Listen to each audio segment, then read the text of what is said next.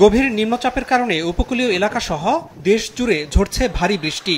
ঘন্টায় 50 থেকে 60 কিলোমিটার বেগে ঝোড়ো বাতাস বইছে উপকূলে। আবহাওয়া অফিস জানিয়েছে, উপকূলীয় এলাকা ও চরাঞ্চলগুলোতে 2 থেকে 4 ফুট উচ্চতার জলোচ্ছ্বাস হতে পারে। এরই মধ্যে সুন্দরবনে নদ নদীর পানি স্বাভাবিকের চেয়ে অন্তত 2 ফুট বেড়েছে। করমজল বন্যপ্রাণী প্রজনন কেন্দ্র সহ বনের নিম্নাঞ্চল প্লাবিত হয়েছে। জোয়ারের পানি স্বাভাবিকের চেয়ে অন্তত 4 ফুট বৃদ্ধি পাওয়ায় প্লাবিত হয়েছে ভোলার নিম্নাঞ্চল। এতে বিচ্ছিন্ন হয়ে পড়েছে বিভিন্ন চর, তলিয়ে গেছে কয়েক হাজার বাড়িঘর। নোয়াখালীর হাতিয়াতেও তলিয়েছে নিম্নাঞ্চল। নদীর প্রচন্ড ঢেউ আছে, আর এখানে পানিরও অনেক উচ্চতা। জোয়ার উঠিয়ে আমাদের চুলা চাকি সবকিছুই তলিয়ে গেছে, তাই আমরা কোনো খাওয়া দাওয়ায় খুবই কষ্ট করতেছি। প্লাবিত হয়েছে পটুয়াখালীর বিস্তীর্ণ নিম্নাঞ্চল। এতে পানিবন্দী হয়ে পড়েছে বহু মানুষ। ডুবে গেছে ফসলের মাঠ, ভেসে গেছে মাছের ঘের। বৈরী আবহাওয়ার কারণে পাটুরিয়া, দৌলতদিয়া সহ বরিশাল, নোয়াখালী ও উপকূলীয় বিভিন্ন জেলায় বন্ধ রয়েছে নৌযান চলাচল। গভীর নিম্নচাপটি সন্ধ্যার দিকে ভারত বাংলাদেশের সীমান্তবর্তী সুন্দরবন উপকূল দিয়ে স্থলভাগ অতিক্রম করে বর্তমানে খুলনা সাতক্ষীরা সীমান্তবর্তী এলাকায় স্থল নিম্নচাপ আকারে অবস্থান করছে। ভারী বৃষ্টি চলবে শনিবার পর্যন্ত। রবিবার বিকেল থেকে স্বাভাবিক হতে পারে আবহাওয়া, জানিয়েছে আবহাওয়া অফিস। ল্যান্ডে ওঠার পর এটা স্থল নিম্নচাপ হবে, অনেক সময় এটা স্টেবল হয়ে যায়, অনেকটা স্থির হয়ে যায়। আগামীকাল সকাল 10টার মধ্যে যেসব এলাকার অতি ভারী বর্ষণ হতে পারে, বিশেষ করে খুলনা, বরিশাল, চট্টগ্রাম, ফেনী, নোয়াখালী, তারপরে হচ্ছে ঢাকারও কিছু পার্ট, ফরিদপুর, মাদারীপুর, এই এলাকায় আপনার 24 ঘন্টা সবচেয়ে বেশি বৃষ্টির সম্ভাবনা রয়েছে।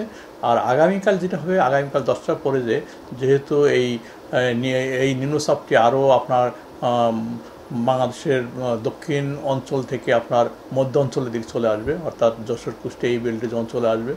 সেক্ষেত্রে যেটা হবে, আগামীকাল আমরা আশা করছি হয়তো দক্ষিণের চট্টগ্রামের দিকে বৃষ্টিটা হয়তো কিছুটা কমে যাবে। তবে যেটা হবে আপনার দেশের উত্তর পূর্ব অঞ্চল, অর্থাৎ সিলেট, ময়মনসিংহ বা আসাম, মেঘালয়, এইসব জায়গায় বৃষ্টি আগামীকাল অনেক বেড়ে যাবে এবং ওইসব জায়গাতে অতি ভারী বর্ষণ হতে পারে।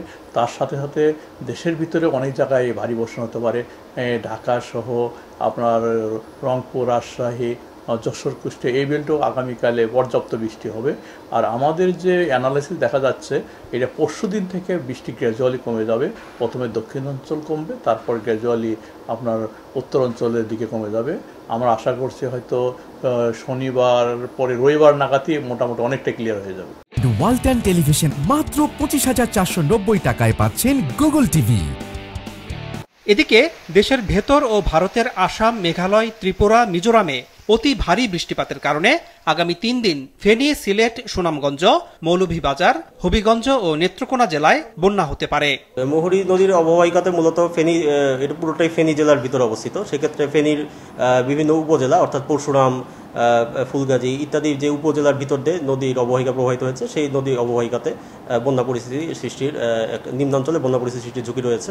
বন্যার যেহেতু যে স্থায়িত্বকাল অল্প হওয়ার সম্ভাবনা আছে, সেহেতু আমরা আশা করছি যে গতবারের বন্যার মতো হবে না। গতবারের বন্যাটা আসলে তুলনামূলক বেশি দীর্ঘমেয়াদী ছিল। সিলেট জেলার সারিগোয়াইন নদী, সুনামগঞ্জ জেলার জাদুকাটা নদী, নেত্রকোনা জেলার সোমেশ্বরী নদী, মৌলভীবাজার জেলার মনু ও ধলাই নদী, হবিগঞ্জ জেলার খোয়াই নদী, এই সংলগ্ন নিম্নাঞ্চলগুলোতে বিপদসীমা অতিক্রম করতে পারে এবং স্বল্পমেয়াদী বন্যা পরিস্থিতির আশঙ্কা রয়েছে।